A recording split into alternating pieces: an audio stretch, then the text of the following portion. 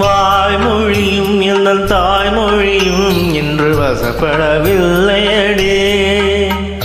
வயிற்றுக்கும் தொண்டைக்கும் உருவமில்லா ஒரு உருண்டையும் உருளுதடே.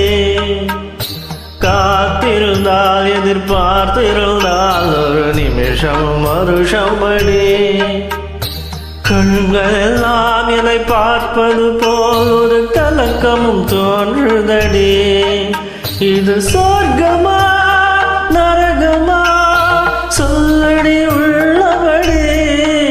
நான் வாழ்வதும் விடை கொண்டு போவதும் உன் வார்த்தையில் உள்ளதடே. என்னவனே அடி என்னவனே என் இதயத்தை தொலைத்து விட்டேன்.